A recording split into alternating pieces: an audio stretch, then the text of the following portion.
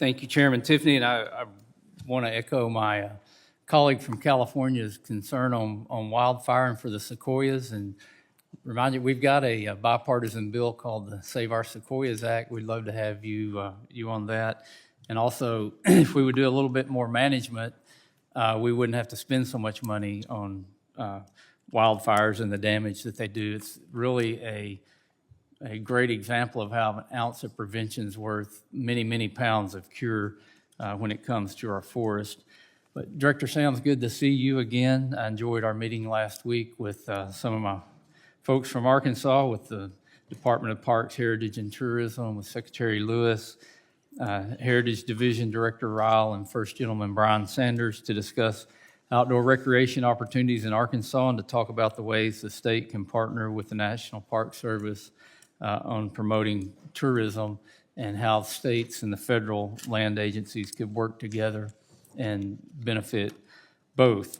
Now, as we discussed, and I mentioned in my opening remarks, I know we had a chance to talk about the Buckstaff Bathhouse, and that may sound like a pet project because it's one in the national park in my hometown, but it's also concerning to know that there were plans to shut down a facility that would cause 37 people to lose their jobs.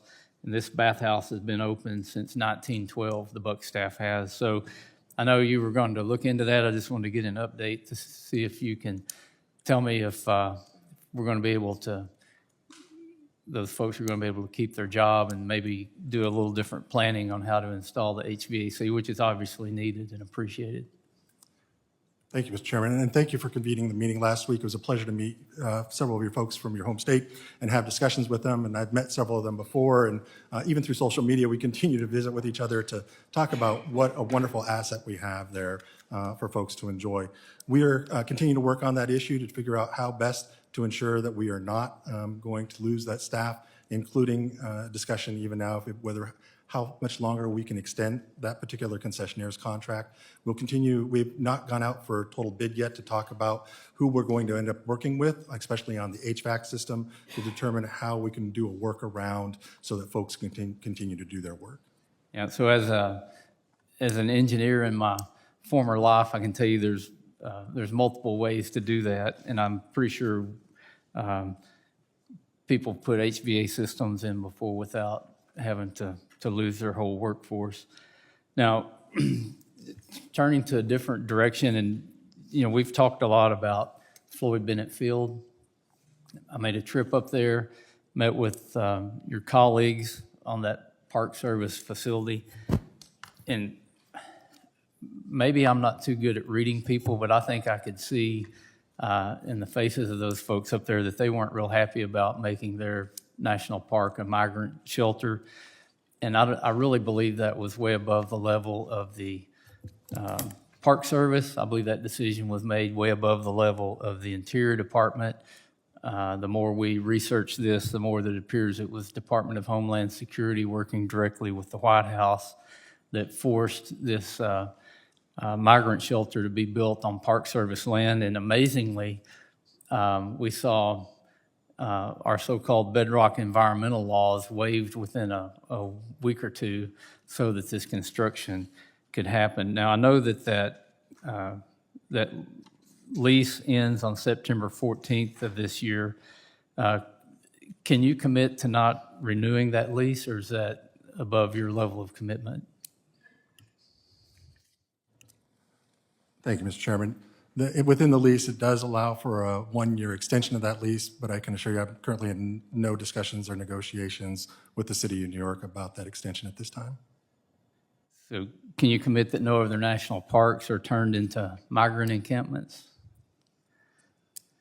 Mr. Chairman, I know that you've asked for a lot of information on this, and we're provided that. I don't have the most current information in front of you, but I'm happy to get back to you on that particular question. As the weather's getting nicer and local New Yorkers are looking to get outside and use recreational sites and facilities, including the beach at Floyd Bennet Field, can you commit to at least increasing the police presence there at this site to ensure the safety of local residents? Under the lease agreement, we've been able to add additional patrols from the U.S. Park Police who are helping on those issues and providing security and safe enjoyment of the park. It is specifically under the lease New York City Police Department's responsibility for the migrant camp itself. But we will continue to ensure that all of our visitors are safe within our parks. So there have been there have been multiple arrests at the Floyd Bennet Field facility, for instance, ranging from assault to domestic violence. Since those reports have come out, what has the Park Service done to protect the safety of Park Service employees and local residents? For the latest data, I can't speak, Mr. Chairman, I can't speak to it directly, and I'm happy to talk to you in more detail and provide you written information about where we're at in that. But I recognize that just from the information I have received from my park police is that it's mostly around unregistered cars that we're seeing and some minor petty stuff, but I'm happy to get you a more detailed report. All right, I'd like to see that. Also, included in the priority project request under the Great American Outdoors Act for the National Park Service, there was $40 million in repairs for the Gateway National Recreation Area, which includes Floyd Bennet Field. Will putting 2,000 migrants at Floyd Bennet Field impact the timeline of completing this work? Thank you. I don't believe it will at this time. Those projects are part of our deferred maintenance package that have been on for a long time and made the business case, and we will continue to work forward to ensure that those investments are placed in the park for everyone's enjoyment. And Mr. Chairman, I thought the clock was going the other way. I yield back the microphone because I'm way out of time. Thank you for indulging. Chairman yields, and now I recognize Mr. McClintock for 5 minutes. Thank you, Mr. Chairman.